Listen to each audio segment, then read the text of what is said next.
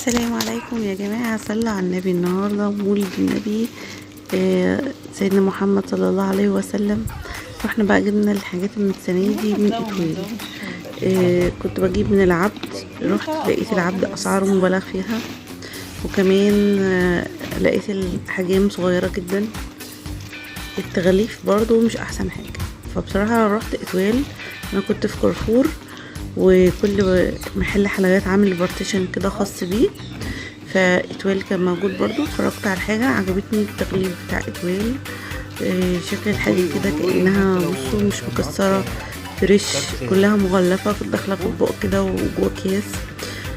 طبعا ما جبتش العلبة المجمعة، انا جمعت حاجات على مزاجي لان احنا مش بناكل كل حاجة، فاشتريت الحاجات اللي على مزاجي. طبعا عايزة اقول لكم ان السودانية والحمصية دي طعمهم كده فريش، مش ملزق في البق، خفيف خالص، حلاوتهم حلوة. هسيب لكم برضو المنيو بالاسعار كلها في الاخر. بصوا كلها بصراحة حاجات تغليفها كويس جدا. والاهم من التغليف الطعم، الصراحة طعم جميل. جبت نوجة برضو، ودي اللي هي اسمها حميم، اللي هي بتبقى جوز هند. جبت منها كذا واحدة، في ابيض منها وفي حاسب يا بني. يونس، حاسب يا يونس، حاسب يا بابا، بصوا سيب كلهم ايدي. بجد حلوين جدا.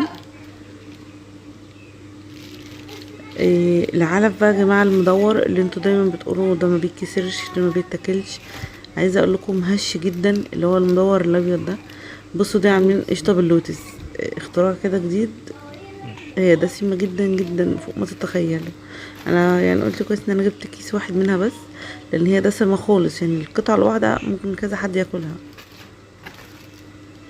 لو عارفين اللوتس اصلا دسم ارجعي لي يعني. شويه. دي برضو حمام بس ماشي. لونها بني كده. ده بقى القرص علف برضو خاص، لو في مكسرات يونس ما تقدمش وسمسم، قوي. ايوه. في حاجات كتير جدا بصراحة ومليون مكسرات. عجبني برضو ان انتي بتنقي، يعني بتنقي الحاجة اللي انتي عايزاها. انا نقيت قرص من اللي مكسرات بصراحة. ماشي ده ملبن الجيلي ماشي ملون يا ابني، كده، سيب ايدي يا ابني. واللي هي الدمية دي. بصوا ماشي. دي بقى الشكلمة، انا بحب جدا الشكلمة. وطعمها عندهم بصراحة جميل ودسمة جدا جدا، يعني قطعة منها بجد بتكفيكي يعني. ده القرص العلف بقى، عايزه اقول لكم ان هو هش جدا وخفيف، مجرد بتقطمي كده بيدوب في بقك. بصوا عاجبني كل حلوياتهم، لان هي بصراحه مجرد ما تقطمي بتسيح كده في البق، مش بتلزق بقى. يعني عارفين الحاجات دي كانت تلزق في البق، لا خالص. وسكرها يا جماعه خفيف، يعني اللي عاجبني اكتر ان سكرها هي مش لازعه كسكر قوي.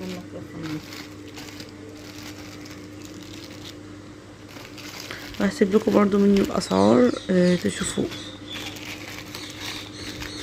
احنا طبعا كنا عايزين نجيب حاجات تاني، بس بصراحة قلنا هنجيب بس دول مؤقتا نجرب اتويل.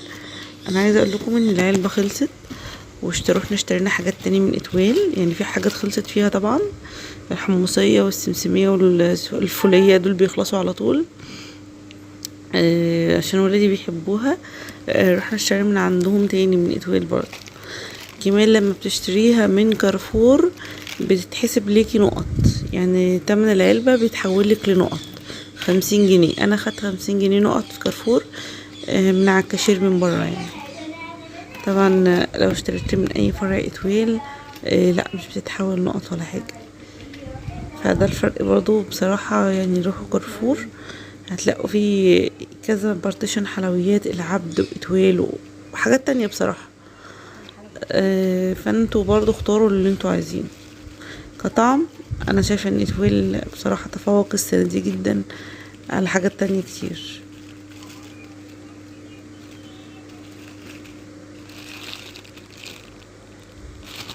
شايفين البيضه دي نوجة، ودي شكلمه، انا بحب شكلمه جدا. كل سنه وانتم طيبين. وصلوا على النبي بقى كده، اللهم صل وسلم على سيدنا محمد.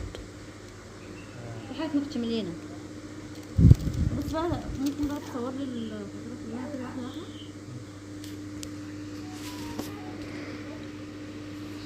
اسمه علاء.